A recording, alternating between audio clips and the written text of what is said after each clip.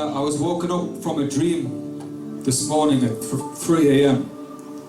It's always the Holy Spirit time. I don't know, does anyone here, you ever get woken up at around about 3 o'clock by the Holy Spirit? You just come out of a dream and it's like, it's still very much with you.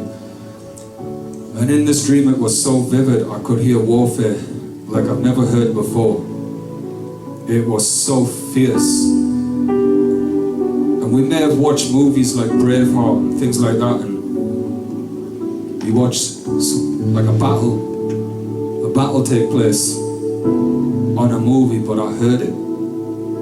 I could hear it so close by, and it really alarmed me. And I jolted out of sleep, and I could still hear it. I could smell it.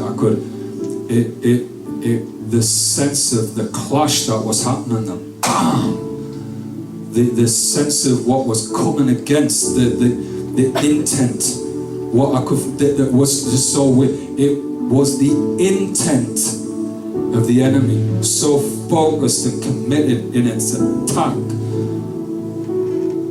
and it was frightening. And I could hear the screams and the people fighting to the death, close quarters, with such intent. And it's weird, I couldn't see the battle, but I could hear it very close by, and I knew it was coming closer. And I was stood in a creche. I was stood in a creche, and I woke up, and I was disturbed, and I came here this morning and prayed, and I was disturbed all day, and as I prayed, I felt the Spirit of God saying, the church, you've got to come out of the creche. The Church of Jesus Christ in this decade has to come out of the creche. We've got to grow up and come out of the creche. We've got to grow up into the full stature of Christ. The warfare that we are facing in this decade. Well, there's a warfare coming, and so many of God's people are stuck in self-gratification.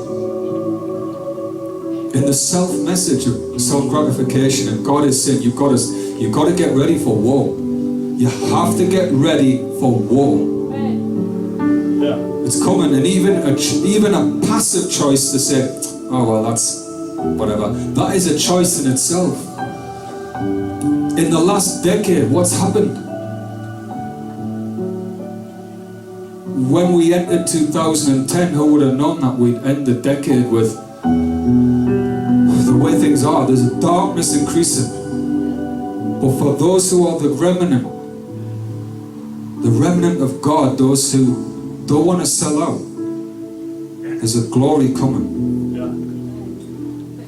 I just feel really burdened that God's people, we have to, and we hear it so many times, we have to pray like our life depends on it. To become prayer.